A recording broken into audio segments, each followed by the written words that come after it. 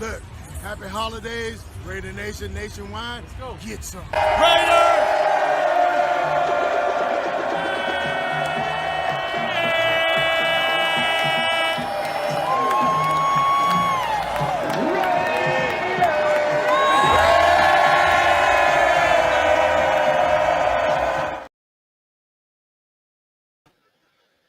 Yo, good evening. Hopefully everybody's doing good.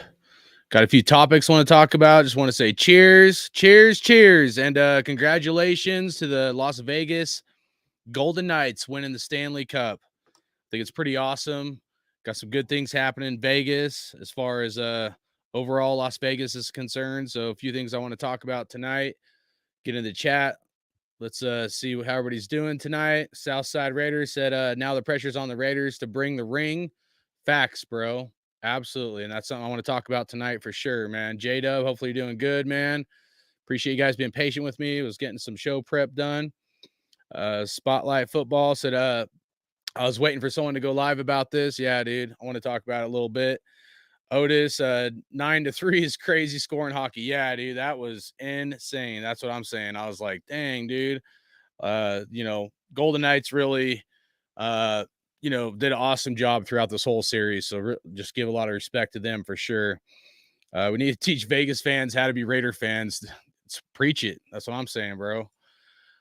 J-Dub said, I've seen our team play in Frank Yo Field, Candlestick, Oakland, and LA Coliseum. That's awesome, dude.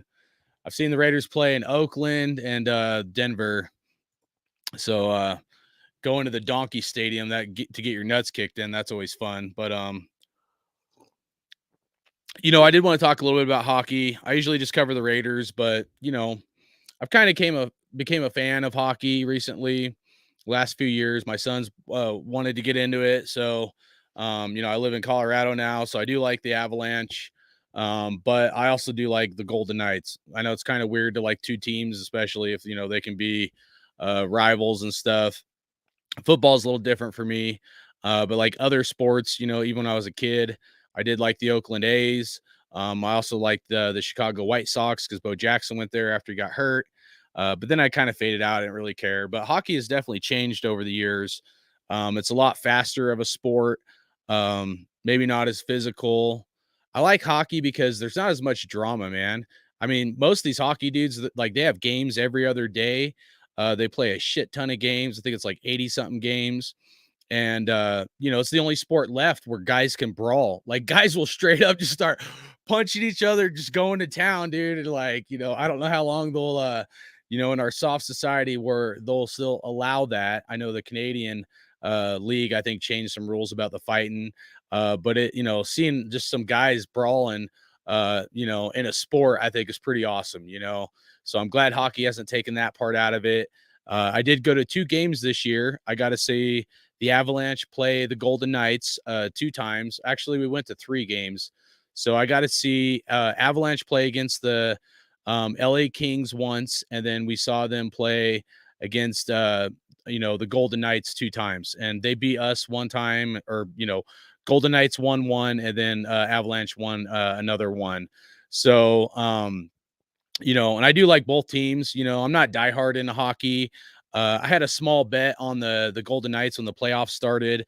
I put like $25 that the Golden Knights would win the Stanley Cup, and then I put like $100 that the Avalanche would win the Stanley Cup. Kind of kicking myself. As I did it, I was like, I should put more money on Golden Knights because I just felt like they were a more rounded team to possibly win a Stanley Cup. So pretty amazing they were able to win a Stanley Cup, and then I didn't make a whole lot of money, but it would have been nice if I would have dropped a bill on it, $100, dude. It'd be a lot prettier than where I'm at now. But I'm not going to complain. I don't throw, like, if I bet, I don't throw a whole lot of money at it, guys. I mean, 5, 10, sometimes $25.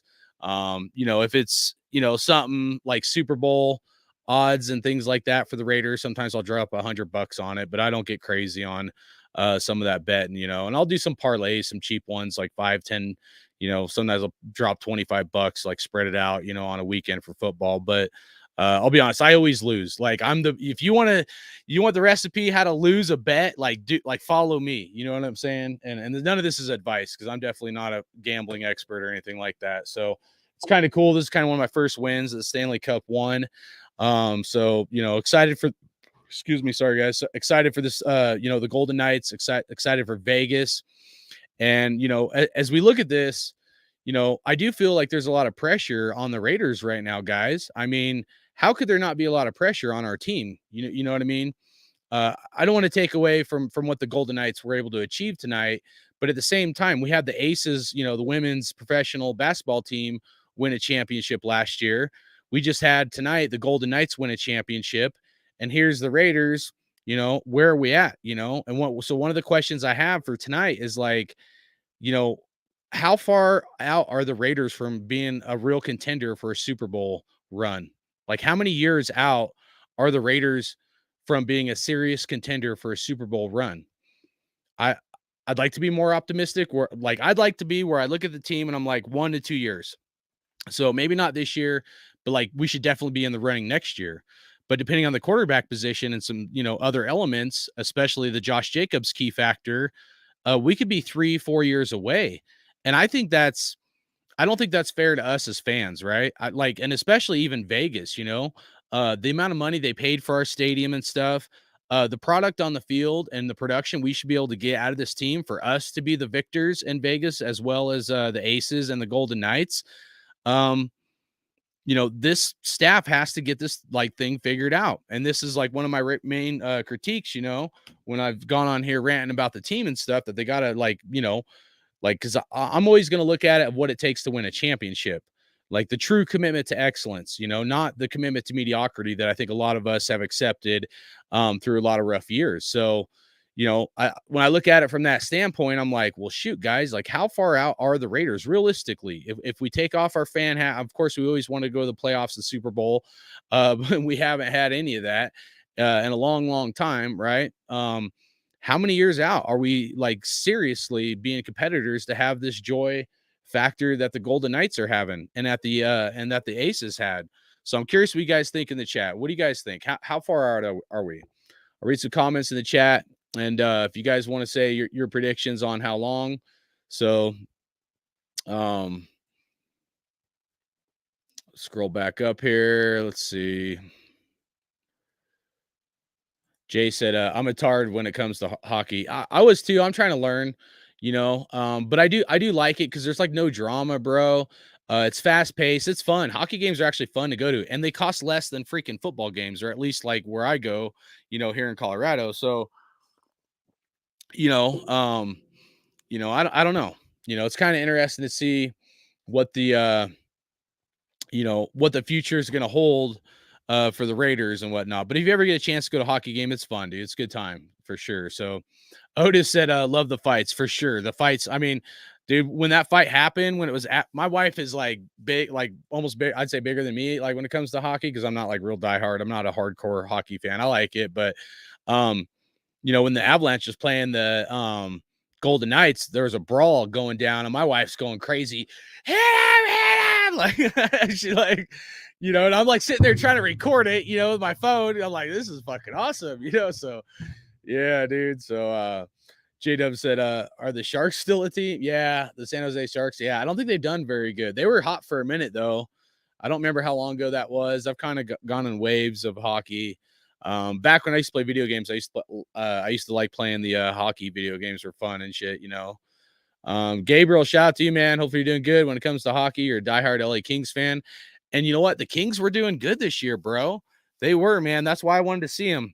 And as a kid, I did kind of like the LA Kings for a minute, especially with Wayne Gretzky back in the day.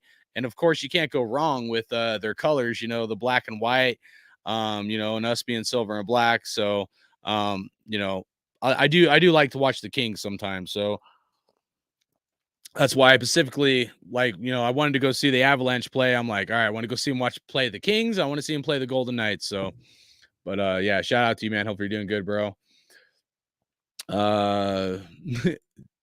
Gabriel said, go Kings, go. And honestly, I thought they were going to go a little further in the playoffs, bro. I'm telling you, the Kings were looking good this year. J-Dub says Sharks and Kings, the only two teams I know of hockey. there's been a lot of changeover, kind of like baseball, where it's not always the same teams, so it's kind of hard to follow. Even basketball, it seems like football is the only one that hasn't like had a big change around for teams or whatever. Gabriel says there's definitely a lot of pressure on the Raiders, no doubt. Yeah, dude, facts, bro. Yeah, dude, that's what I'm saying, man. We should put the pressure on, in my opinion. We need to let them know, dude, we aren't going to accept mediocrity. So J Dub said, same hardcore. I'm crushed when it comes to betting. Yeah, I hear you, bro. That's why I only did 25 bucks on the Golden Knights. So I was like, man. So Otis said Nevada approved a $380 million public money for the A's Las Vegas today. Yeah, and that's a good point. That is actually, I have three main topics. I want to talk about the Golden Knights hockey for a minute. I want to talk about this Oakland A's thing that you're touching on. Pull up an article here, and then I do want to touch real quick on kind of wrap up some running back thoughts. Even though I've probably beat that into the ground, but there's a couple key points I want to make on the running back thing I want to get into. But let's get through the chat. I'll get caught up, and then we'll jump into that Oakland A's thing. But yeah, thanks for bringing that up because that's definitely on my topic. I want to just briefly touch on. Raiders 07 said, we have to beat the Chiefs before we can be taken seriously. True, man. True. Absolutely true. So, Chaos Raider, ain't seen you in a minute. Hopefully you're doing good. He said, if the A's come to Vegas and win a World Series, I'm sorry, Mark Davis needs to sell the team. And that's one of the things I wanted to get in. One of the other reasons I wanted to get into the Oakland A's thing, besides the approval from the Senate and the Oakland A's getting passed today, is like, if they come here, say they have their stadium, I think it's like 2027 projected. I mean, are the Raiders going to win a championship before the A's come here and have a chance to win a championship? So, Raiders got to get their shit together, to say the least, guys. They got to get this together, and in my opinion, that starts with signing Josh Jacobs because he can help us win a championship. So, J Dub said, "I don't see it yet. There's way too many weaknesses on the roster, in my opinion. Yeah, and that's where I'm at, bro. Unfortunately, I want to be more positive. I think there's a lot of potential, but I think there's a lot of question marks as well. So yeah, I feel you there." Otis said, we need to go by what Mr. Davis said, take their QB out, and when they can't win. Yeah. Good old Al, dude. The quarterback must go down and must go down hard in the first, what was it, like was it 3 minutes of the game, or I forget what he said, but the first like series of the game, so yeah, I definitely agree. Too many weaknesses of the coaching staff. That's how I kind of feel, unfortunately. J Dub said, honest opinion, until we get a stud D tackle to take some pressure off the edge and put pressure up the middle and better situational football calling. Let's see, he said, finish it up. He said, I don't see us doing good until then.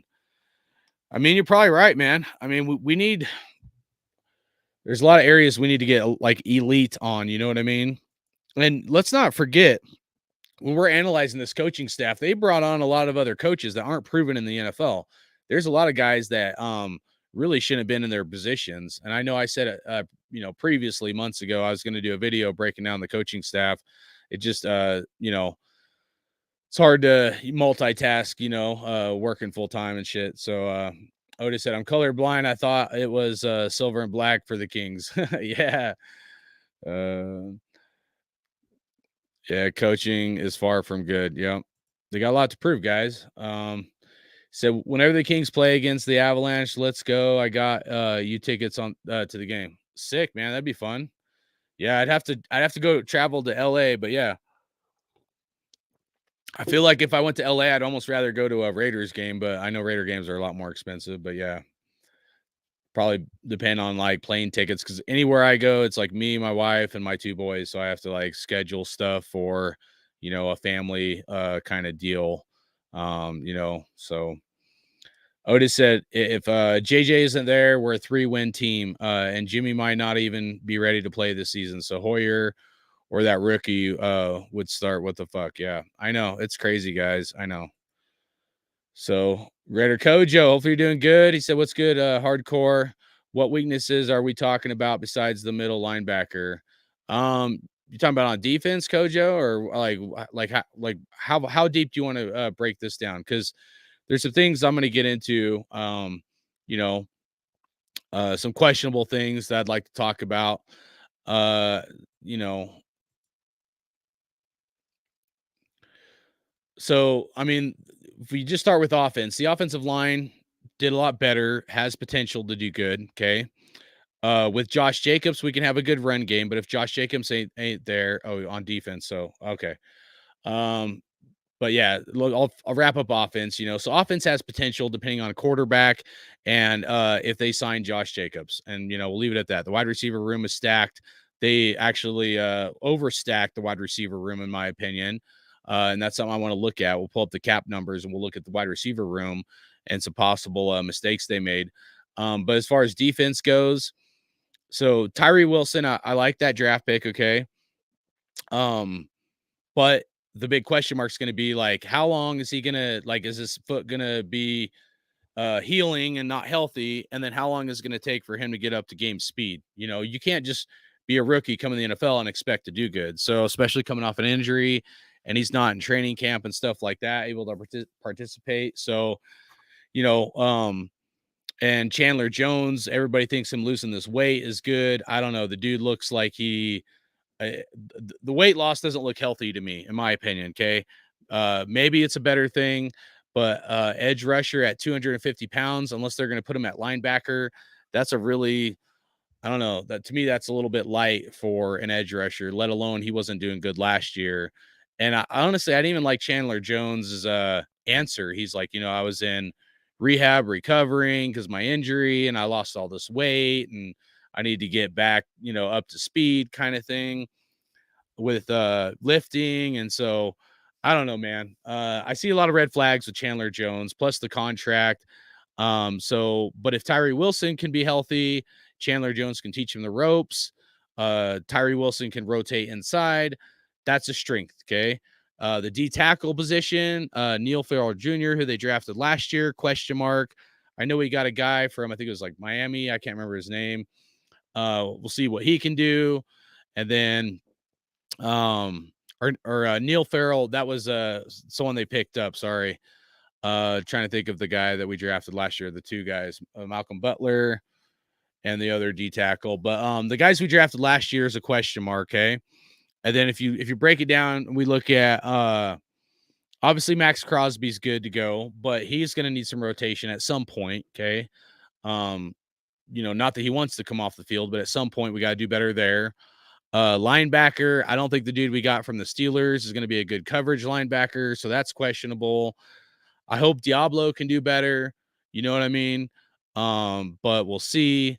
Safety, Trayvon Morig, I think is good, but I think he dealt with his injury last year.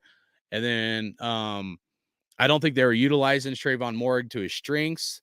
Cornerbacks, and then Marcus Epps is probably pretty good. Probably like a swap out for Damon Harmon.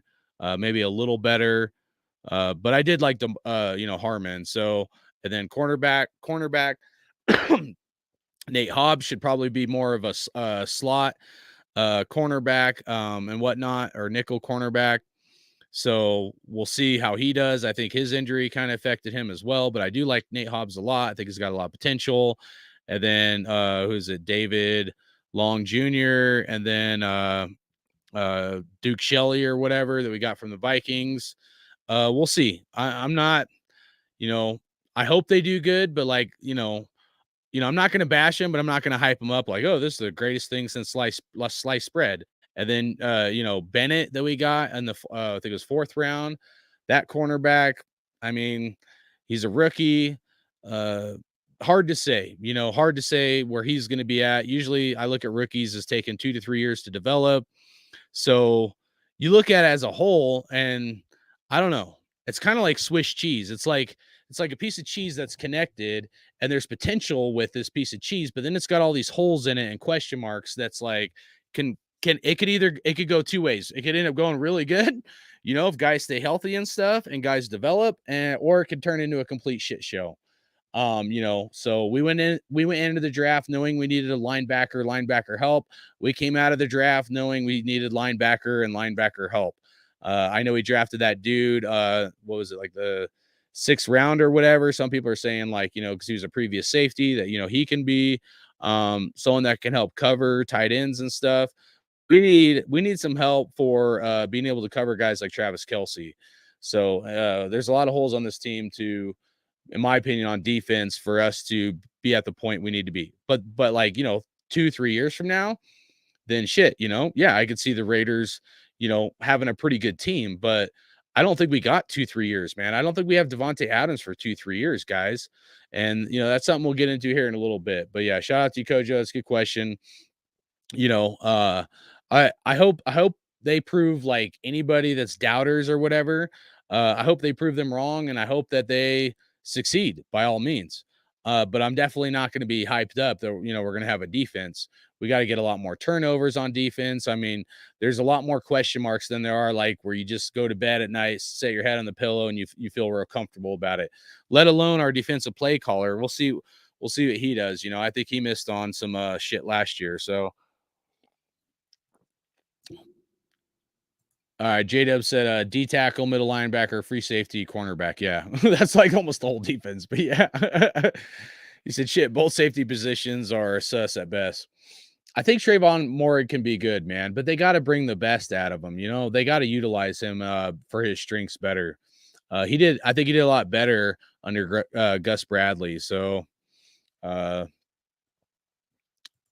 Otis said need 2 good cornerbacks. Absolutely.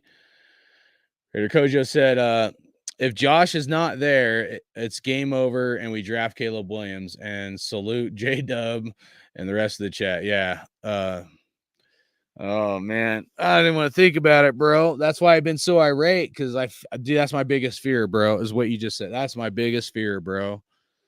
It stresses me out, but I don't want to get all fired up. But you're right, man. If we don't sign Jacobs, dude, it's gonna be not good. And we'll talk about it some more here shortly. So yeah, Otis said if they don't sign JJ, definitely tank season for number 1 pick. It's almost by design if they don't sign Jacobs. You know what I mean? Because Jacobs ain't gonna let us tank, guys. You know what I'm saying? Jacobs is gonna will us to wins, right? Just win, baby. So I don't know, man. Pretty tough when I look at it from those kind of angles or whatever. I just hope I'm wrong about the staff. I just hope I'm wrong. I hope they get this right, guys. J-Dub said, I want to see a snap of meaningful football before I make my final decision on the team. Yeah, I'm trying to be patient with him, dude, but my patience is running thin, bro. My patience is running thin. I want to win a championship. We need a guy like Josh Jacobs on our team for that, in my opinion. So he said, I'm not a Josh McDaniels or Zeig hoping for them to fail.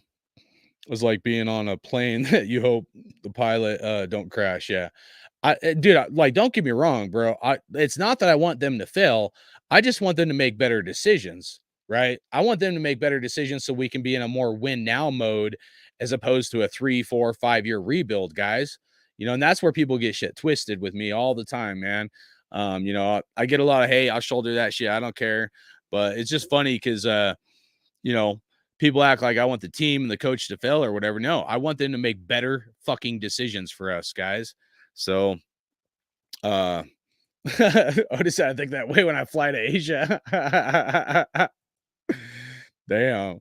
He said, my jump master said to me in 02 that it stuck with me ever since, Otis. Hell yeah. That's funny. Hoping my pilot gets me to Italy safe next year. Damn. You guys funny, dude. Cheers, everybody in the chat. J-Dub said, I don't like Josh McDaniels, but I don't want him to fail. Yeah, man, that's where I'm at, man. My hope percentage is 0.5 for this coaching staff. Damn. Preach it, though, man. Absolutely. Otis said Barkley, Elliott, JJ, and that Vikings running back. Think about that. Yeah, we're going to talk about that. I got it all broken down already. So, all right, let's talk about this Oakland A's thing real quick. Let's kind of transition to that, and then we'll talk about this running back thing. I want to talk about a few things, especially some of the horseshit I've been hearing people talk about. So, I'm going to bring it. So, all right. So I'll read this. It's not very long, even though I'm not the best reader. But so this is the Oakland A's. Nevada Senate passes $380 million bill to fund new A's stadium in Vegas. The Nevada Senate passed a $380 million bill on Tuesday to help fund the stadium for the Athletics in Las Vegas, the first step towards the expected move of the franchise from Oakland. After days of questioning from lawmakers about the wisdom of using public tax dollars to support a team owned by billionaire John Fisher, two amendments to the bill added Tuesday morning prompted a 13-8 vote in favor of the project. While multiple steps remain to finalize the A's move, the final passage of Senate Bill 1 in a special session called by Governor Lombardo, a proponent of Las Vegas adding baseball team to the NHL Golden Knights and NFL's Raiders, paves the way for it to happen. If the 42-person Nevada Assembly approves it by the majority vote and Lombardo signs the bill into law, Major League Baseball owners plan to authorize the A's relocation and at the end of the team's half-century plus long venture in Oakland.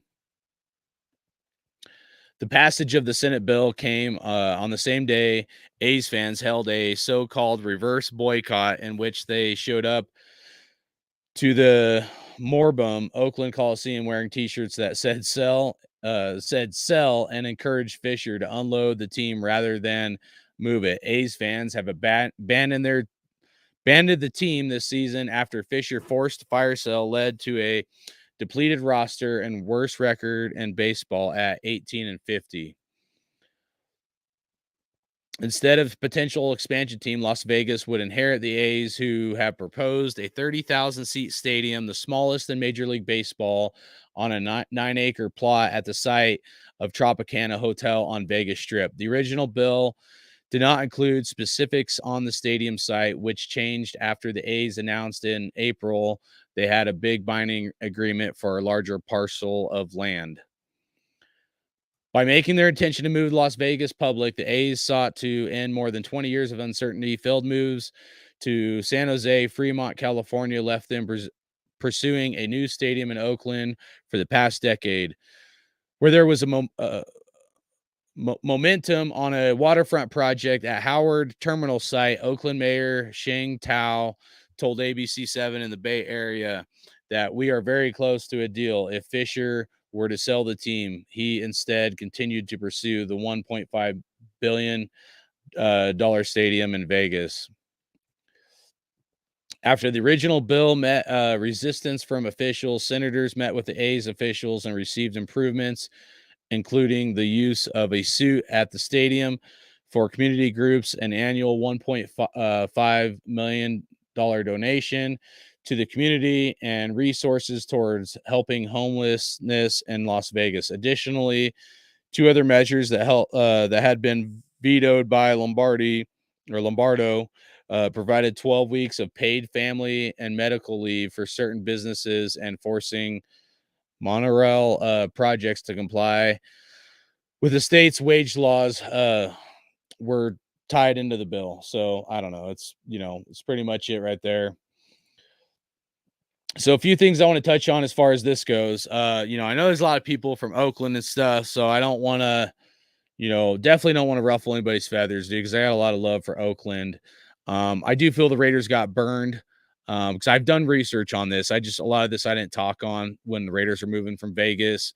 But I know a lot of stuff. I know stuff like that probably a lot of people don't, possibly even some people that live in Oakland, but there's a lot of politics and a lot of stuff between Libby Schaaf, who was the mayor of Oakland, but also I think it was Goldman Sachs who gave the city of Oakland a loan, and then years ago, so long before the move, and then interest rates went up, and then the city of Oakland was having issues or troubles paying their loan to, I think it was like Goldman Sachs or one of those other big banks. But it's not like the city of Oakland was like alone in this. This is what the big banks do to like all state and like city funding and stuff when they give these loans, is they'll like give you a loan at this, and if interest rates go up, they'll increase your interest rate, and then you're screwed. Okay, so like businesses that have like loans, essentially it's like an adjustable interest rate loan, and as the rates increase, then you have to pay a lot more on the loan. So if you get the loan and you don't think that you're going to have to pay a higher interest rate, and the rates go up a lot, and then you have to pay a bunch more on that, then you can be screwed because you didn't budget essentially to kind of pay that interest. So, there's part of it, and all this drama was with interest rates and the big banks, and the big banks essentially screwing over Oakland. Okay. Part of it was on, I feel, the politics. But the other part of it was the Oakland A's did not want to really wheel and deal with the Raiders. So the Oakland A's were, the lease agreement and all that, like, we kind of got pushed out of it, and, I look at it, when we were talking about Las Vegas and stuff earlier, and them, bringing champions to Las Vegas. If look at Stan Kroenke, guys, look at Stan Kroenke, dude. That dude owns the Rams. Okay. He owns the Nuggets, and then he owns the Avalanche. Now I know Stan Kroenke, they did some shady stuff to the Raiders when we were trying to move to LA. So I'm not giving that dude any respect. Okay. But I'm just saying, like, that dude just won 3 championships with like his 3 main teams that he owns. And I know he's a lot richer than Mark Davis and stuff, but you think about it, Stan Kroenke and the Rams won, and then freaking he owns the Avalanche, and the Avalanche won last year, and then he owns the Nuggets, and the Nuggets just won last night. So he's won 3 championships. We're the Raiders, and we can't even win 1 championship. I know Mark Davis won with the Aces and whatnot, but when I look at this deal, there's several things that stand out to me. Okay. One, I did some research on it. This guy made a good point. He was like an architect, and he was looking at all the stadiums as far as baseball goes. And I'll tell you guys, I'm not a baseball fan anymore. Okay. I used to like the Oakland A's back in, like, Ricky Henderson, Mike McGuire, Jose Canseco. So, like, long time ago, like when I was a kid, I used to be all excited when I get a Mike McGuire, card, and Jose Canseco. And that was before both those dudes got all roided up and all that. They were skinny as hell back then. But anyways, so, you know, I'm not a baseball fan, so, like, I don't have much of, like, any heart in the game kind of thing. But the one of the things this other guy said is that the roof is supposed to be retractable for this stadium. And he went and he broke it down. I forget the name of the video, but it was fairly long, but he did a really good job breaking down like the um acreage, like for how much space a stadium took up, and then how big the stadium was, and broke it down with, like, those stadiums having a retractable roof, you know and the space needed, because I guess you need a bigger acreage if you have a retractable roof. So, you know, his opinion was that it's possible that a stadium at 30,000, only going to hold 30,000 people, the roof, that size of that lot may not be big enough for a retractable roof. However, that's above my pay grade. Like, I know some stuff when it comes to construction, but definitely not that kind of shit. So I don't know. I don't know if there's going to be an issue with a retractable roof or not. Okay. So that's kind of issue number one. Issue number two that I feel like not enough people are talking about is when the Raiders had moved to Vegas, and, like, I was upset because we couldn't have fans in our stadium. And then the next year they wanted everybody to get the jab before you could go into the stadium, things like that. I felt like there was potential that us not having fans in the stadium that first year could hurt Mark Davis, and the potential, um, you know, the potential profits that we were projected to get for, our new stadium. But it could be maybe offset if you look at things like concerts and stuff, and extra venues like cycled through, events and stuff held at the Raider Stadium. Okay. Football games, other things like that. But, even concerts, I think, could bring in a big extra cash for our owner, and, help the Raiders with our profitability. Okay. So one of the things I look at, if you guys go look at the Tropicana site for the Oakland A's, it's a lot more of a pristine site compared, like, to being downtown. The location of where Tropicana is at is a lot closer to all the casinos and stuff than Las Vegas Raiders Stadium. So I'm a little concerned from a financial investment standpoint that it's possible that after the stadium is built for the A's, that if they want to hold a concert there or something like that, that people might be more inclined to hold a concert at the Oakland A's stadium in Vegas as opposed to the Raiders stadium in Vegas, which when we went to Vegas, we weren't anticipating the A's ever moving to Vegas. we were anticipating of venues and if people were going to come to Vegas to hold something, that it was going to be at our stadium, and that was one of the huge pluses for the Raiders and a return on investment, and for Mark Davis to hopefully be able to capitalize off this, and hopefully it helps the Raiders. However, if you're in a much better site where you don't have to walk as far and shit, and for the people that have big money, when they want, all those people to go straight into the casino, especially after they've been drinking and they're willing to blow some money, you would want to hold a concert a lot closer to those casinos. So you get done to the ball game, whether it's a regular ball game and go to the casino, or you get down to the ball game, like where there was a concert, and you go right into the casinos. That's going to be a lot more profitable for the casinos than I think the Raiders stadium, which isn't as close. So I'm a little concerned long term that this situation is more beyond just baseball and the owners of the A's not doing a good job, as far as ownership and, them getting rid of all their players and stuff like that. I look at this as a long term effect. It may not be right away, but where eventually they're going to eat into the Raiders and Mark Davis's pocket. Now, for the people that don't like Mark Davis and they wished he wasn't our owner, then great, then, you're probably happy. But I'd say to the people that like Mark Davis and want the Raiders to do good and want us to have profits. So, because if we get profits, hopefully that can go back to bonuses and things to our players, and to get studs down the road kind of thing. Then, yeah, it concerns me. Like from a financial investment standpoint, I could see the situation of the A's moving there, eating a portion of our profits that were not anticipated when you have like accountants or whatever crunching the numbers, and they're like, oh, well, we'll have this many venues, this many times a year, like concerts or something. And, throughout a 10-year period, we project the profits to be X amount of dollars, X amount of millions of dollars. Okay. Well, now, because you didn't anticipate the Oakland A's moving there, now, instead of you having whatever number that was, say it was $100 million or $200 million profit or something, now you might be looking at half that, maybe even more than half. So if you were projecting in a 10 or 15 or 20-year span of profits, like a return on investment, after the stadium was built for extra, concerts and stuff that could be there and activities and stuff, you could be looking at a situation where the A's could be taking like half of the cut that the Raiders were projected to get. And so when I look at it from that standpoint, it does get me fired up, and it does kind of piss me off because they screwed us in Oakland, and now they're riding our coattails, and they're going to get a big piece of the pie that we were anticipating on, being able to profit from. So there's definitely a lot of bullshit. You know what I mean? The mayor, or sorry, the governor in Nevada now is not the same governor.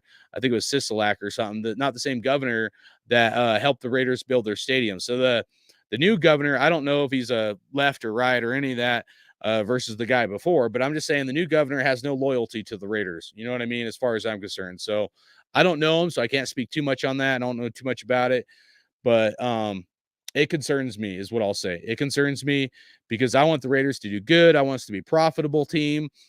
And now the A's might bite into some of those profits. Most people probably won't agree with me, but I'm just saying, like, it's something that I've thought about that probably a lot of people aren't thinking about, that they could be eaten into the Raiders' pockets. And it could be something that we weren't anticipating when we originally moved to Vegas. So, you think about it like that, it's kind of fucked up. And yeah, dude, like straight up Southside, shout out to you. Glad you're in here.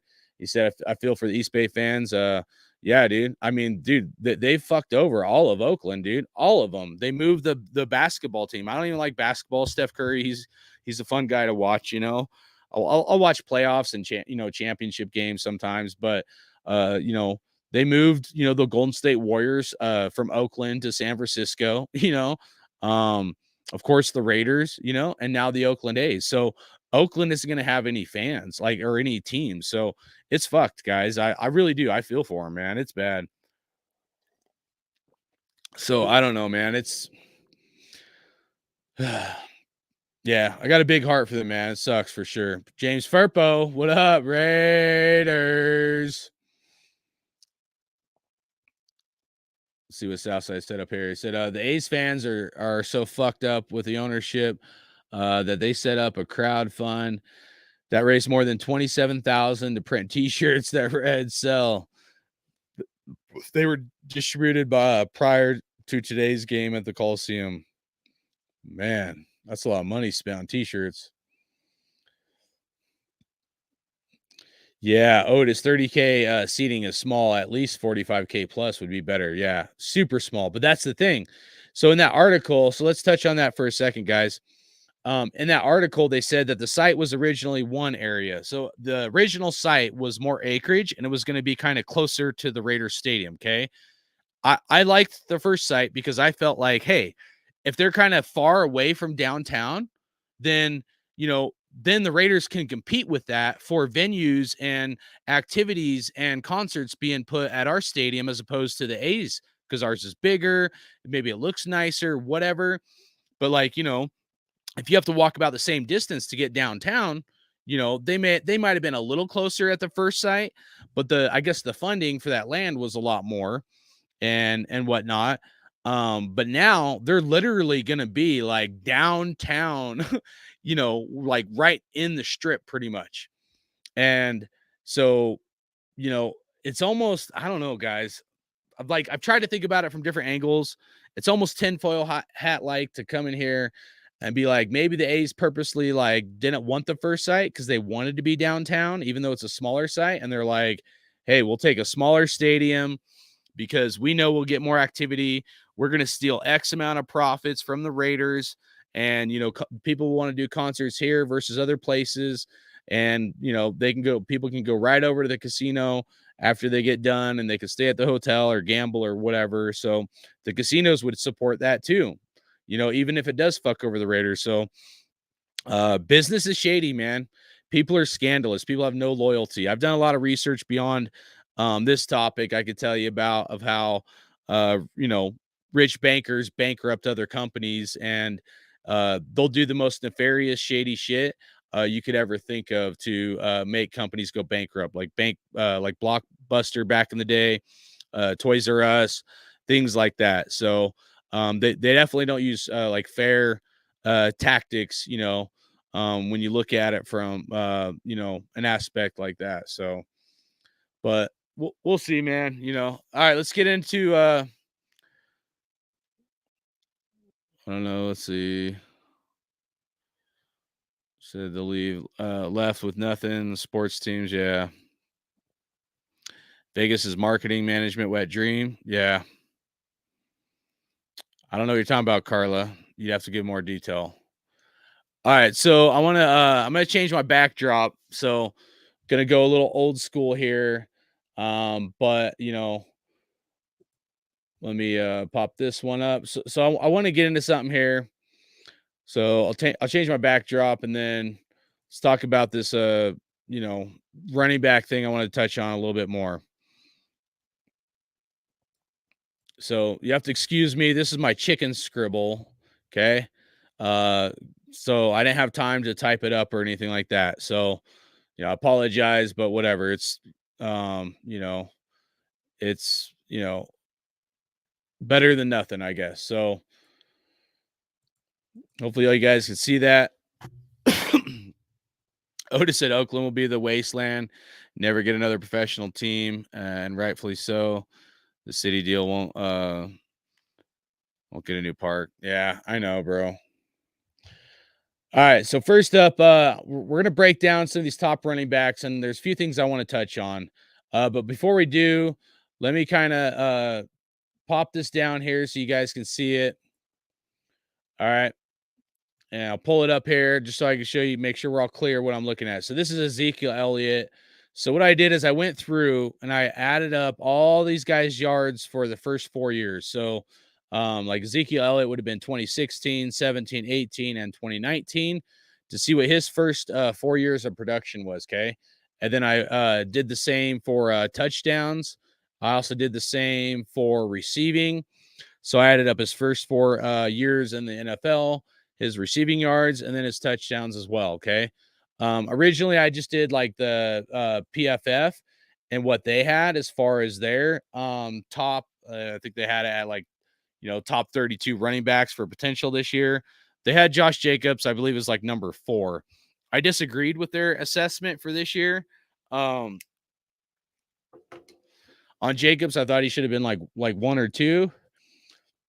So I just want to show you guys this, okay? Because there's several points I want to make when we dive into this, okay? Uh, you know, there's a lot of, what I'm going to call Raider shills, the insiders pushing like mediocrity and Jacobs' true value and contract worth. The shills are also pushing the fact that Jacobs is not a key element for the team or a key element to help us win a championship. And one of these shills had the nerve to say that he doesn't feel that Josh Jacobs helps us get any wins, essentially. So you got a lot of jackass like people out there running their mouth and they don't know what they're talking about, and they write articles. And one of the things that he said was Josh Jacobs, I don't think it really helps the Raiders get any wins. And he starts talking about the wide receiver room and all this hogwash. I'll leave it at that because I'm going to get too fired up on here. But some of these guys I really don't like. There's another guy that was comparing Josh Jacobs recently with Dalvin Cook. So that's the other thing we're going to get into. And then we're going to get into breaking down the wide receiver contracts. So I want you guys to see this. So hopefully you guys can see that what I wrote down, and I know my handwriting isn't very great, but, I just wanted you guys at least be able to see it because I could read it to you. But, I'm hoping if you look at it, you can do your own assessment. Okay. So these stats, the total yards, okay, is the total rushing yards and the total receiving yards, okay, for the first 4 years in the NFL.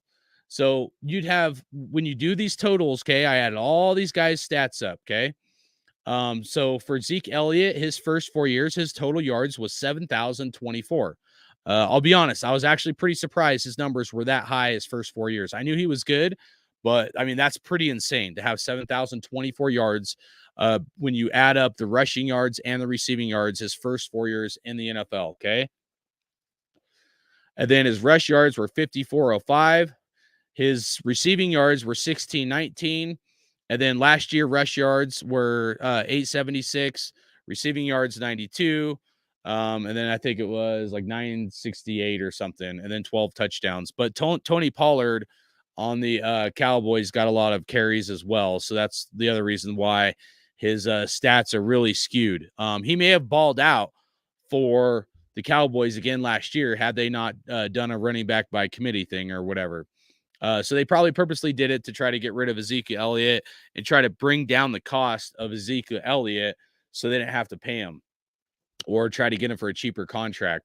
So second for first 4 year of production would be Alvin Kamara at 61-64 total yards. Stat that really stands out on this one is 58 touchdowns, okay? You got 58 touchdowns right here. And then you got, total rush yards, 33-40, and then receiving yards, 28-24. But the next one that I think should really stand out is Josh Jacobs because his total yards is 58-92, okay? And, kind of got into it with some dude on Twitter running his mouth, and people just don't even like that. People just like repeat the same dumb shit that everybody else repeats. But if you look at it, total yards is like 58-92, total rush yards 47-40, receiving yards 11-52. So, I know his receiving yards isn't like a whole lot for his total right there at 11-52, but it's not like, I would say it's not terrible. It's not great, but he's also got a pretty damn high rushing stat there for his rushing yards. And then next up would be Christian McCaffrey for total yards at 58-17. So, and then Nick Chubb would be fifth.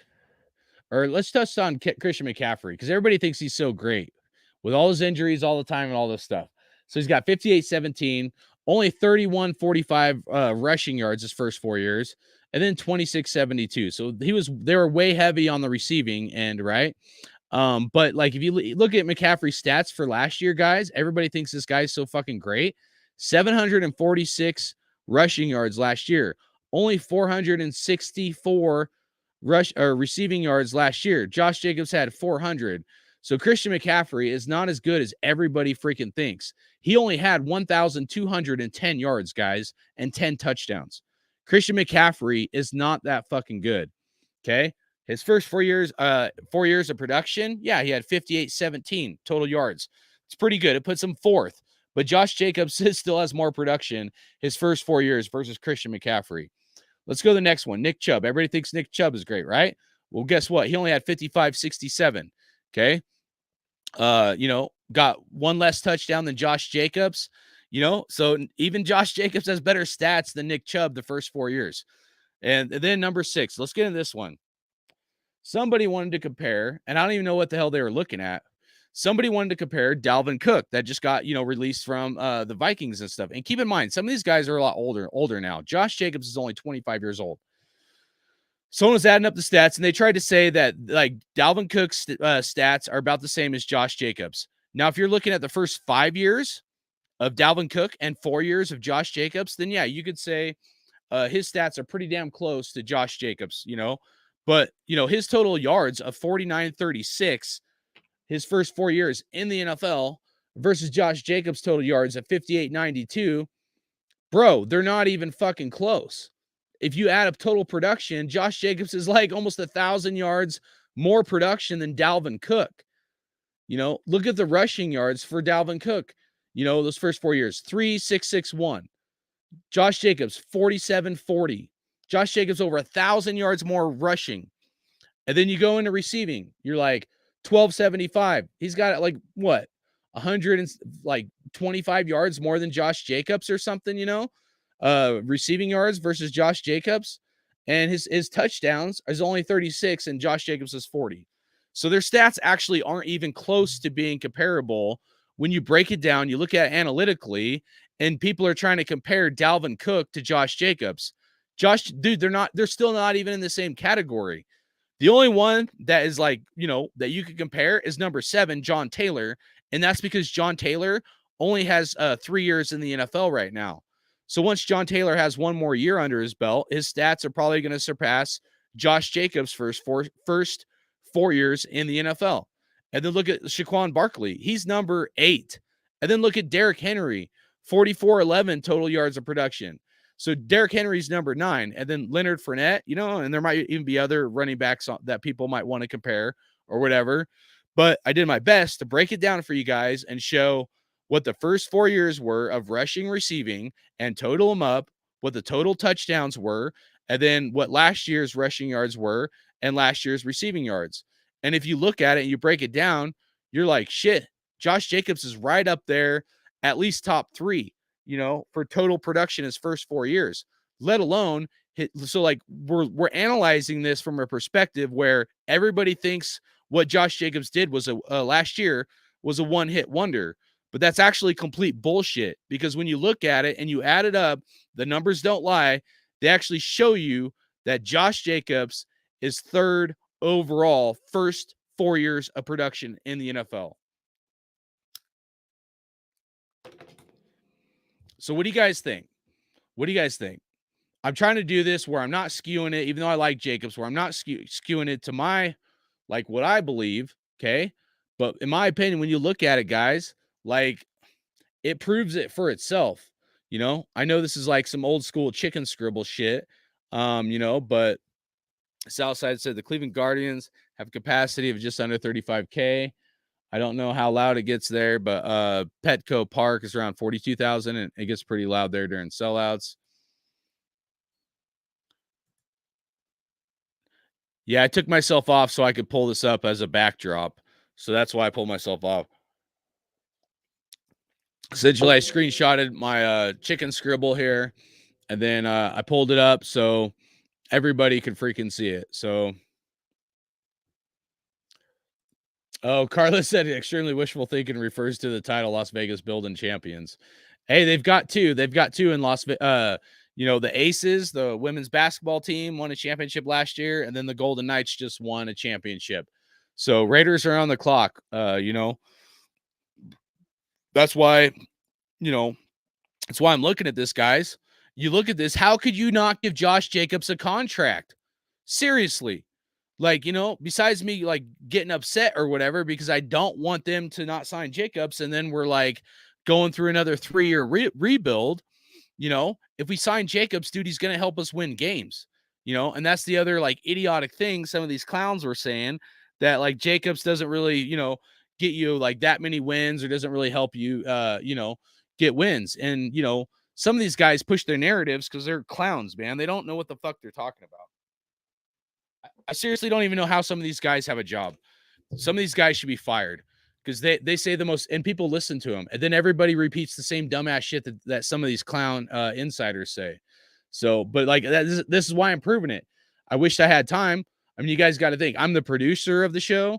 I'm the one doing all the video editing, all the content.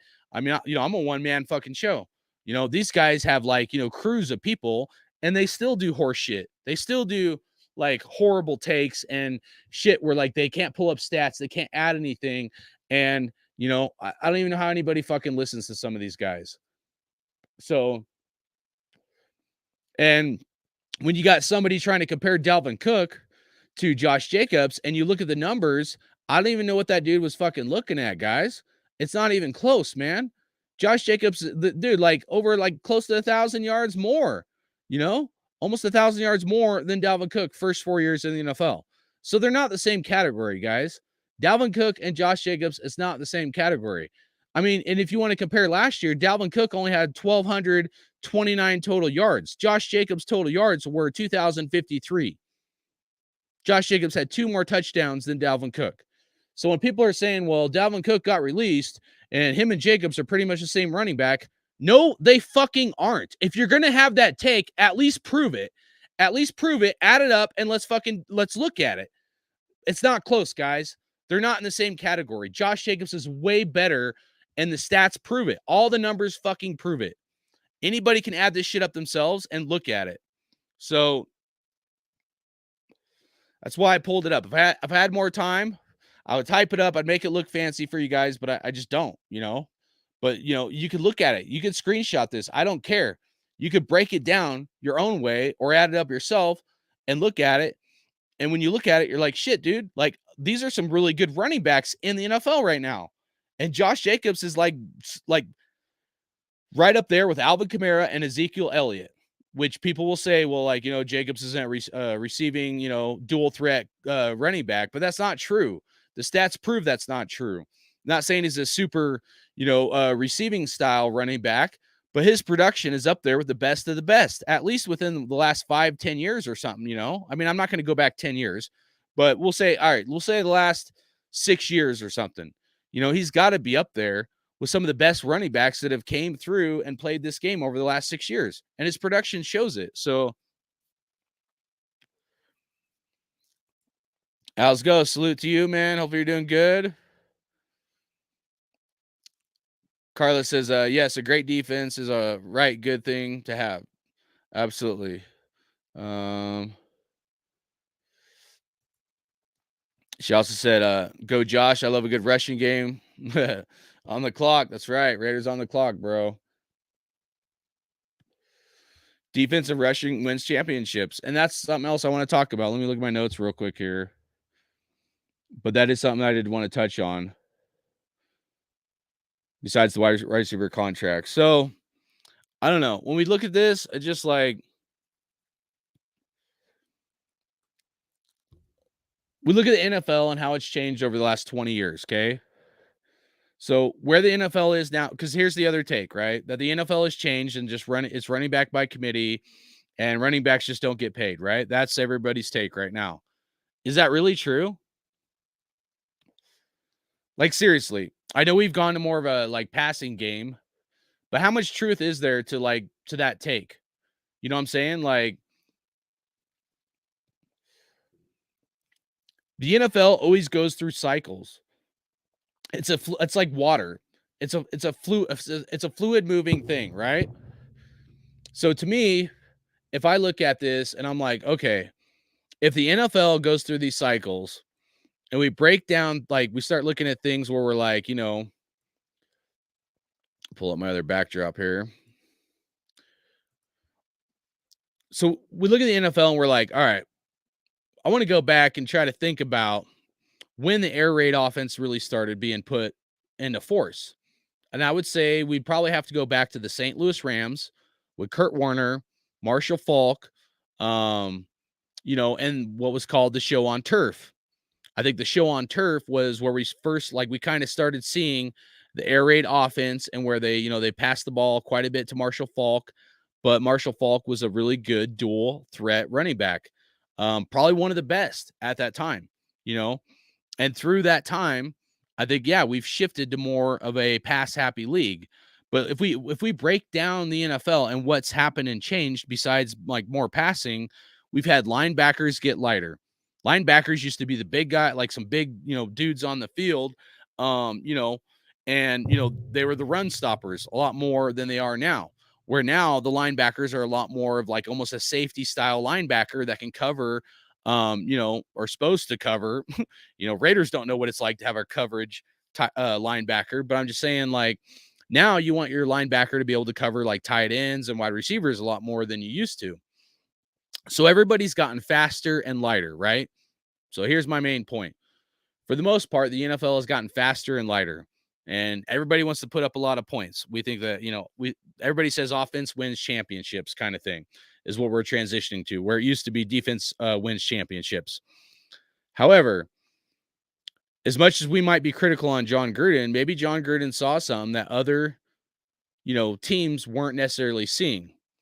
Because, see, what people forget is the whole point of running the ball. If we just look at scheme and the purpose of pound the rock, pound it, pound the rock, and pound the ball right up their tail. The whole point is to wear the defense down towards the end of the game, and then you give them the knife cut to the throat, and you take it to them.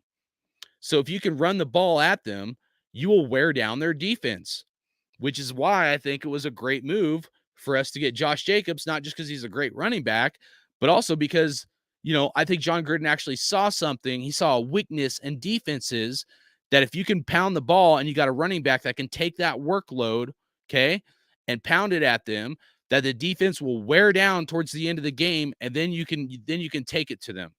And I believe that's true. Now, the bigger, lighter guys, they have a lot of agility, stamina. They will last longer. However, those lighter guys do not want to be getting hit by a running back. And we've seen it. We saw it this year, guys. We saw it this year where towards the end of the game, I know we didn't close out the games, okay? We could have. We should have. But towards the end of the game, those defenses were getting weak. They were getting weak. They weren't wanting to hit Josh Jacobs. And Josh Jacobs was he was getting stronger, okay? So in my opinion, that you could see another cycle in the NFL, especially with some of this running back drama and stuff going on, where down the road, maybe other teams will realize that defenses are lighter and that maybe pounding the rock at them will wear down that defense a lot more because they're not going to want to tackle and take the hits. This is the whole point why you used to have guys like a Lawrence Taylor, Urlacher, Bill Romanowski, because those guys were going to freaking just plug the hole, and hit that running back as hard as he fucking could. Yeah, they may not be able to cover a tight end, but it didn't matter. They were there to stop the run most of the time, But see, now you have linebackers, and a lot of them, they don't want to do that kind of style because that's brutal. That's brutal. There's a lot of guys do not want to tackle like they used to. So when I look at this situation with the Raiders and Josh Jacobs, I question if our coaching staff or any coaching staff is really seeing things, they're seeing things very one-sided. They're they think the air raid offense is always going to be here in the NFL, and maybe it will be to some degree. But maybe there's still something to say with the old style football, a pound in the rock and wearing down that defense, that, that's what's going to help you win a championship. So I know it's a team sport. There's a lot of other factors, but I'm just saying, I think there's a lot more to the situation when I look at it and I try to think about it analytically, that I think there's still a lot of positives from having a running back that can pound the rock and you can rely on them and you can just pound it up their ass all day long if you wanted to, kind of thing. You got to have a good mixture, but I'm just saying, you can like it used to be you run the ball to set up the pass, right? Now we pass the ball to set up the run. It's reversed, but it wasn't always like that. It used to be you pound the rock, you run the ball to be able to throw it, And now it's switched to where you throw the ball to where you'll be able to run it. So I'm curious, are we going to go through another cycle where teams will transition and maybe go a little more heavier to run the ball a little bit more? It's a good question, and running backs, I think, have at least until 28, 29 before they start seeing a big decrease. Definitely by 30, I would say, but because they're getting hit a lot, you know what I mean? But you can get a lot of production out of a really good running back or a super stud like Josh Jacobs until 28, 29. He's only 25. We at least have 3 really good years with Jacobs and potentially 4. So what's that worth? What's the value worth to have a super stud, a leader, pass coverage, and he can catch the ball? How much is that worth? I think it's priceless, guys. I really do. I think you can't put a numerical value on that of what I'm talking about. So shout out to James. He said we've been on the clock since 83. Facts, bro. Yeah. Said Alsgo said we don't sign JJ. Who is our number 1 running back? I mean, it's gonna be Zamir White, man, but fuck, bro. It's like I don't even want to think about it. Otis said it went that route well when the Rams were dubbed the greatest show on turf. Yep, absolutely. Yep. But even then, Falk was a solid running back. Facts. Absolutely. One of the best to ever play this game. Steven said Jacob Johnson's another guy. I love having him on the team. But yeah, we need to make JJ happy and pay him. Facts, Steven. Preach it, bro. That's what I'm saying, man.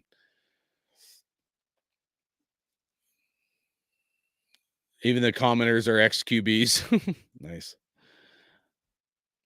Yeah, Otis said it wears the defense out every time. That's what I'm saying. Smash mouth football. I miss it. Yeah. So Carlos said Josh gets 150 yards and we often win. Yep. So there's lots of ways to slice an onion. Okay. So I'm not saying like you have to do the pound the rock old school style, but I'm just saying that there could be something there if the Raiders were to sign Jacobs and, we maybe do a little more traditional style. Okay. With a fullback and a Josh Jacobs, a super stud. Okay. To help us win games and to wear down defenses. Because when that defense is wore down, that's when you go for the throat kill, guys. That's when you throw the bomb and boom, Raiders win. We're all happy. You see what I'm saying? We pound it up their ass, we wear them down, and then we go for the throat kill. And we win championships this way. It can work. But is this coaching staff, is McClown, as I like to call him, is he smart enough to realize the talent that we have in Josh Jacobs? I just showed you guys the numbers. Like I can show you the same numbers again, go over and over again on how many ever videos I've had to do talking about this. But at what point is a prideful coach going to realize that Josh Jacobs is a special specimen, that he is a very rare breed when it comes to football and the running back? In my opinion, Josh Jacobs, if we signed him, could be up there with the best of the best that have ever played this game. I'm talking the Bo Jacksons, the Marcus Allens, the Jim Browns. When all said and done, I think Jacobs could be in the running to be one of those greats, even with the new style of football. I'm just not convinced the staff will do the right thing. And if they don't, and we don't sign Jacobs, I said it, you'll know by their actions. Alsgo said, pound the rock is important to close out games. Absolutely. And how many games? This is where that insider starts talking that he's like, dude, this guy, I'm like listening to this, and I don't even know why I listen to some of these guys, dude, because it sets me off. It does. I'm like, what is this guy talking about, guys? Like, is this guy seriously like saying that Josh Jacobs it doesn't really help the Raiders win that many games? And people eat it up, and then they'll repeat the same shit this guy says, especially when he writes an article about it. It's some of the most like insane, dumbest shit I've ever fucking heard, guys. And I'm sorry, but it is like, what about the Seattle game? Okay. How many games has Josh Jacobs literally willed the Raiders to wins? And you're going to have some guy that people listen to say Josh Jacobs doesn't really get the Raiders that many wins. because we have a stacked wide receiver room and a broke back quarterback. I mean, dude, it's the most mind-blowing like stuff I could ever listen to, because I know, like, when I listen to somebody and when I know they're full of shit and they're dumb as fuck, and this guy like is hitting all my check marks, and I'm like, dude, like, you know, like, you don't have to like Josh Jacobs like I do, but at least like use some facts. You know what I mean? Because everybody in Raider Nation should know we probably ain't winning 6 games last year without Josh Jacobs. We probably aren't going to the playoffs without Josh Jacobs the year before, you know? So it's just, it's crazy some of the shit I hear. So, it's sad that, we're stuck in this, realm of society where people just won't think analytically. They'll listen to some dude who's got a paid agenda and he doesn't know what the fuck he's talking about. He shouldn't even be covering this team, and he'll push a narrative because he's paid by a certain source, and he wants to, paint a certain picture, but the picture he's painting is bullshit. It's fake. He's painting you guys a fake picture of hogwash, baloney, and cat and dog turds. That's all it is, man. And people are eating it up and licking their lips, saying yum. And it's crazy. It's crazy to me. So, all right. That being said, let's pull this up. Here. Let's get into the wide receivers, and we'll close out the show. So, last thing I just want to touch on here is, I'll blow it up here. I want to look at how much the wide receivers are making. Okay. And I want you guys to look at this because I mentioned it, but it's something like I want you guys to look at. So this one's Davante Adams. So I'm clicking back and forth. Make sure you guys can see that a little better. So if you look right here, Davante Adams should be making about like 26 mil. Okay. I know there's like incentives, certain things like that, but like, 20 plus mil. But let's just say it was 26 million. Okay. This year. And then, and this is Spotrac. It kind of jumps around depending on where you're at. But you go there, and then let's go into Hunter Renfrow, who they gave a contract to, and we're at like 11.5. So this one's Hunter Renfrow, 11.5. Okay. And then we'll go into Jakobi Meyers.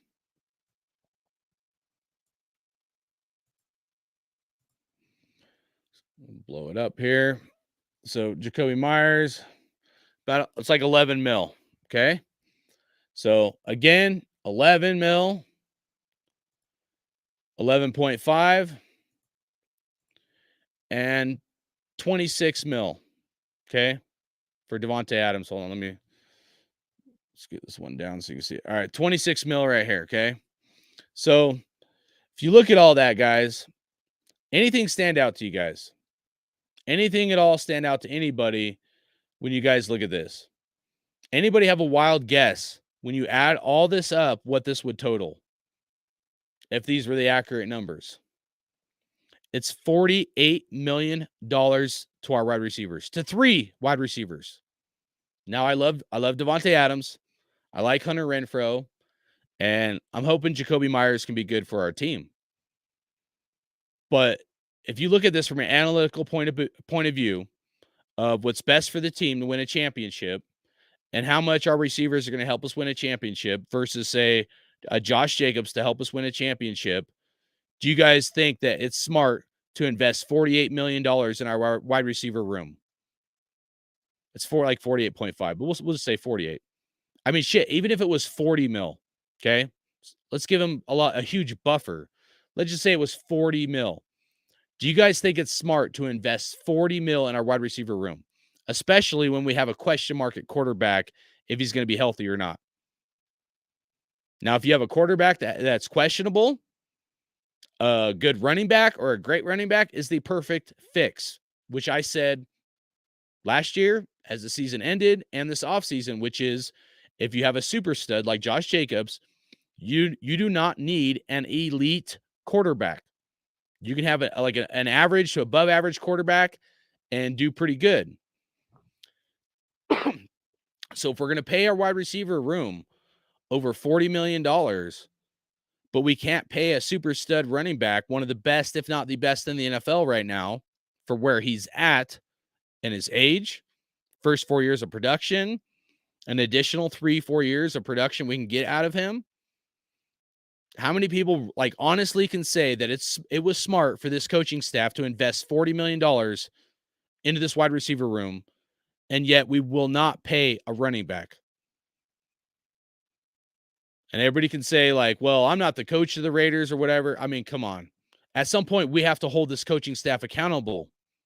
At some point, we as Raider Nation have to look at it without these shills painting these dog turd and cat turd agendas and feeding us a bunch of bullshit.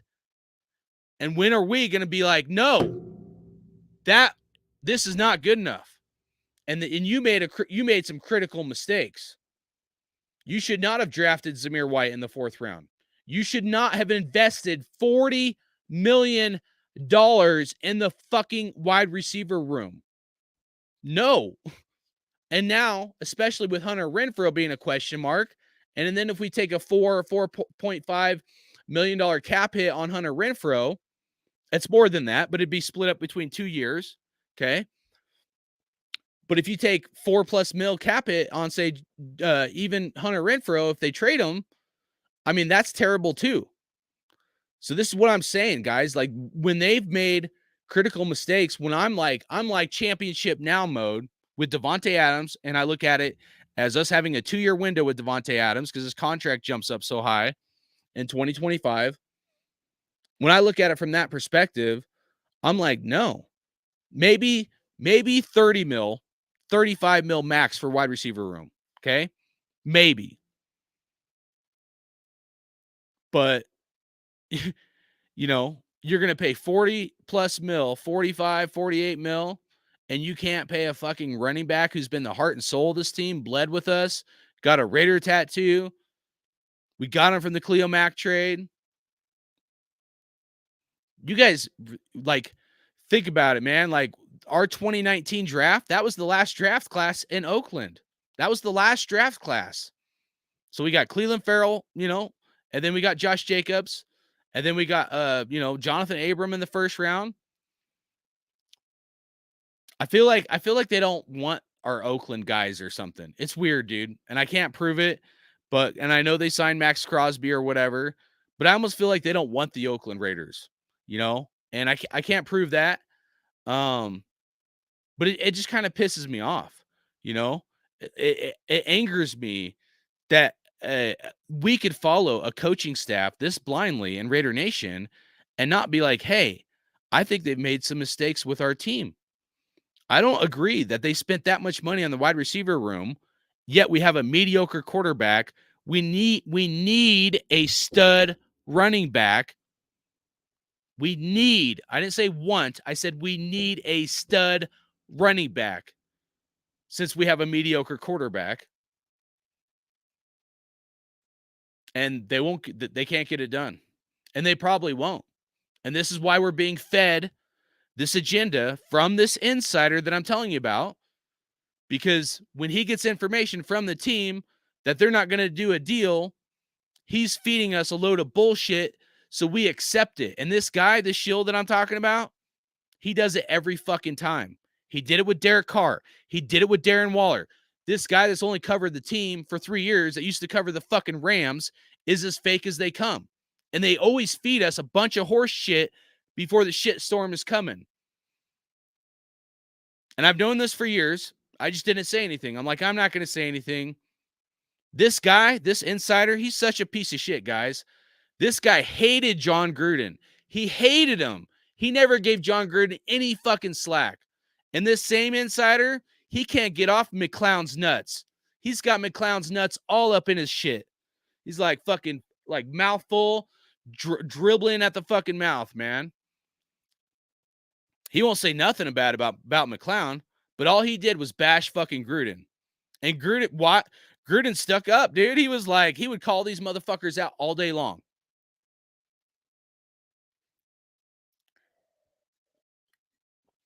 So it's funny to me because I see this fake shit a mile away and most of us gobble it up. And then we're going to be at a point where we accept moving on from Jacobs or not giving a contract. And we're going to believe more horseshit lies that these fuckers are telling us. But I'm not. until they cancel culture my ass, I'm not. I'm going to put your ass on fucking blast every day of the week and twice on fucking Sunday. Not that these guys will change. When you have guys like that, they're embedded. They're like, this is like part of their DNA is being a fake piece of shit. It's who they are, guys. They won't fucking change. They'll double down, triple down, quadruple down. They don't fucking care. And that's fine. That's fine. I'm glad they get paid for this. I'm glad like 98% of Raider Nation buys the load of horse shit this guy fucking feeds people. Go back to fucking LA, bro. Like I said, there's certain people that should have never covered this team. And I know there were some shit reporters before in Oakland that all they would do is bash our team. So I'm not saying we need reporters that are going to bash our team, but there's guys that like literally like they don't even have a fair assessment. All they do is push agendas to get us to accept a big pile of dog shit, you know, and then for us to eat it up. And I'm at a point where I'm just like, I'm not taking the bullshit and I'm not going to eat the dog turd no more. Everybody else, if you guys want to eat the dog turd, go fucking ahead. I'm not going to do it. And when these guys feed us this stuff, I'm going to call them out until they cancel culture my ass. And they probably will. Because that's the society we live in. You speak truth, you speak facts. You can show it 2 ways to Sunday. But yet, they'll cancel someone like me, right? But, you know, when it comes down to a coaching staff that overpays a wide receiver room 40 plus mil, we can't hold them accountable. We can't hold this staff accountable that they made some critical mistakes. And I'm not okay with that because I'm into winning championships. And that's always going to be my mindset. I'm not into the mediocrity and everybody gets participation trophies. This isn't innocent until proven guilty. This isn't the fucking court of law. This is shut up and show us, okay, by your actions. You got a clown coach that was trying to take credit for Josh Jacobs' rushing yards. Yeah, you called some plays, dude. But you also didn't call some plays in key games that maybe you should have. The Steelers game, when the ball is like, what, -4? And we couldn't run the ball more? And Josh Jacobs literally said it. Josh Jacobs literally, he's like, I don't know why we weren't running the ball. I don't know why we couldn't run the ball. That's what Josh Jacobs said. I'm tired of fucking losing all that shit. That's this coach that was not running the ball. And we all knew Derek Carr wasn't throwing the ball good that game. We knew Derek Carr doesn't play good in cold games. But yet the coach was still not running the ball enough. I'm telling you, some of this is crazy, guys. So when I look at this from an analytical point of view, I'm like, wow, maybe we fucked up by paying the wide receiver room that much. And then what if we get rid of Hunter Renfrow? I mean, the only way, like, if we get rid of Hunter Renfrow and then we sign Jacobs, then yeah, I'll like accept it, whatever. But it's still a miss to some degree to take a 4+ mil cap hit on Hunter Renfrow. So I don't know, guys. It's this whole thing is kind of fucked, man. Which is why, like, I knew this was coming. This is why I started the Josh Jacobs bringing nightmares to Raider Nation. I knew this drama was coming. I could feel it. And I could see the narratives these insiders were putting out. They were already starting to paint the picture. And I'm like, fuck, man. Like, this is going to be bad. Like, they actually may not sign Josh Jacobs. And they may not be in a win now mode. Their actions to me are like 3-4 years down the road. When I look at this staff, their actions are to try to win a championship without Davante Adams and win a championship 3-4 years down the road. And I don't even know if Max Crosby will be on our team by then. So it's sad. Like, I know we fall in love with players and stuff, and like we shouldn't. But, you know, when you look at it from a perspective, it's more than just like, oh, I love this guy and I don't want him to leave. And like, you know, everybody in Raider Nation, someone leaves and they're like, well, fuck that guy. Move on to the next guy. Yeah, I'm a Raider fan. And I'm like, whoa, hold on. Like, I'm in to win it. I want to win a championship, guys. Like, you know, I'm going to look at this like from a perspective of, does that dude increase our possibility to win a championship now? When you have the best wide receiver in the NFL on your team and he's on a short window, I would think you would want to maybe approach things a little bit differently than a 4-year rebuild. You would think they would be smart enough to be like, maybe we should try to win a championship now with the best wide receiver in the NFL. The best wide receiver we've had since Tim Brown, possibly even better than Tim Brown. That's how talented Davante Adams is. And I loved Tim Brown. That was my favorite wide receiver growing up for the Raiders. So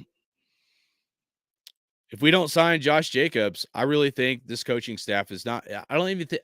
Not only is it going to be the biggest miss the Raiders have done since, say, we got rid of Khalil Mack, it might be the biggest miss the Raiders have done in the last, like, 20, 30 years kind of shit. And I'll be honest with you guys, I won't be able to forgive this coaching staff if they do that. I won't, because they will show us by their actions who they are, what their plans are, and that would mean their plans are not to win right now. And their commitment to mediocrity, lowering expectations, telling the Raider insider shills to push certain fucking narrative agendas on us, that it's all like a spider web or equation and it's all falling into line just like they wanted. They're like magicians behind the curtain, pulling the strings, guys. And we're the fucking puppets. We're puppets. And they're dangling us like this, telling us that we're going to win now. Meanwhile, their actions say something much, much different. That's why I like the saying that you will know someone by their fruit. You will know them by their fruit. We live in a world of fake people that can wear masks and pretend they are somebody they aren't. They can pretend like they're a fruit-bearing tree. But at the end of the day, there's no figs coming from that tree. And that tree is going to wither away and die. But again, we'll see. We'll know them by their fruit. So we'll wrap it up at that, man. Steven, shout out to you. Said it would be a nightmare seeing JJ play for KC. Raiders should in no way allow that to happen. I mean, we may not have a choice, man. We may not have a choice, brother. I mean,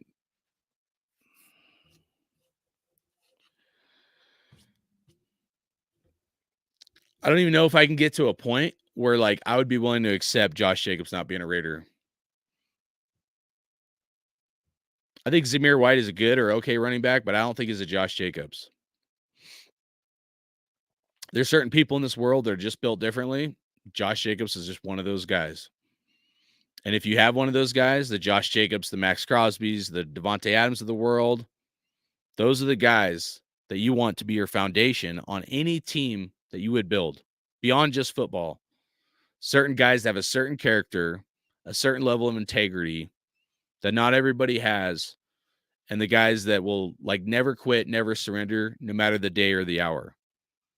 And if you can find those guys, those qualities, sometimes you can't even teach to people. Those qualities are very rare to find in human beings in our society. But if you got them and you find those guys, you better keep them and you better take care of them. Because those guys aren't just like 1 in 10.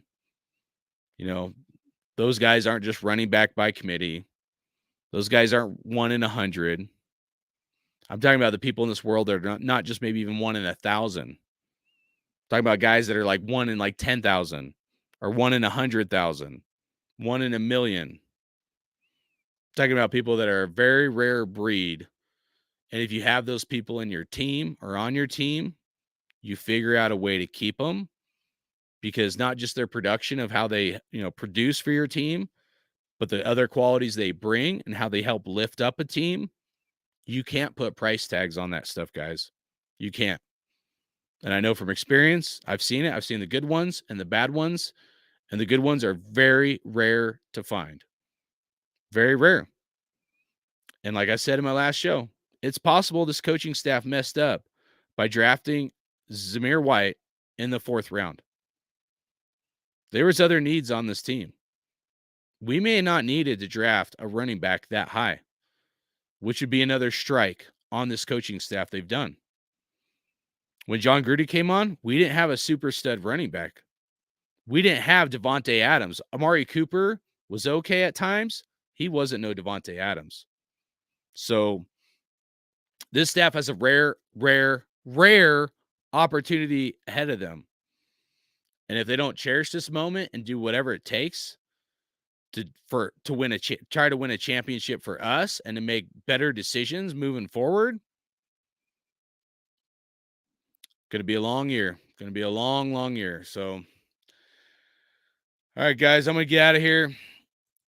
I'll play the Josh Jacobs outro video, or the Steelers one where he talks about that, and then the other Josh Jacobs one, and then I'll wrap up. So appreciate everybody. I'll probably do a live show this weekend, I think. What would it be? Part 6 or something for the card opening, or part 5. So do the giveaways then. Got all the cards separated for the packs. I didn't do that for a live show, but I'm going to finish editing that and then post that on here for you guys. So look, I'll try to see if I can get it finished tonight, but look on my feeds either tomorrow or the next couple days. Kind of just made a little video showing me breaking up all the cards, all the doubles into groups of 5 for the giveaway and whatnot. So be excited to bring that to you guys, but appreciate everybody tuning in. Make sure you hit that like button, subscribe. I'm Hardcore Raider. And there's only one nation. That's Raider Nation. Hardcore Raider out.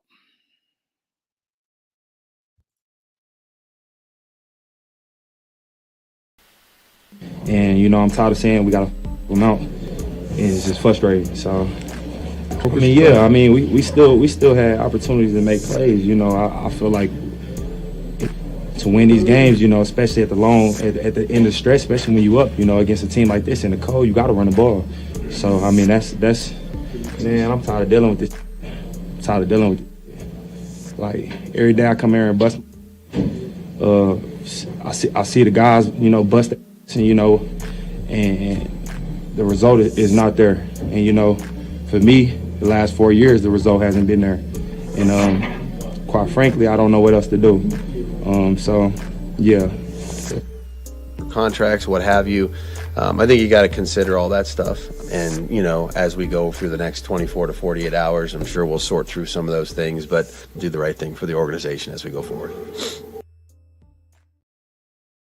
I'm really not into dreams anymore, okay? I'm into fucking nightmares. You guys with me on that? You got to end somebody's dream. You got to take their job. You got to take their heart.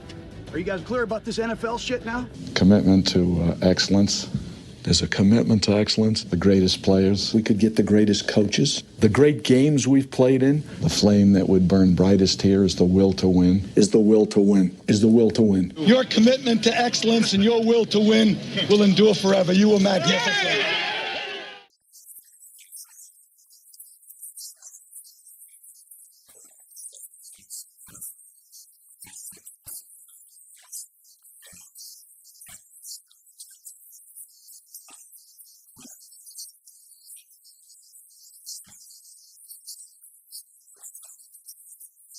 But the thing that I like this week, that was better than last week, nobody gave up, so that was huge for us. The greatness of the Raiders.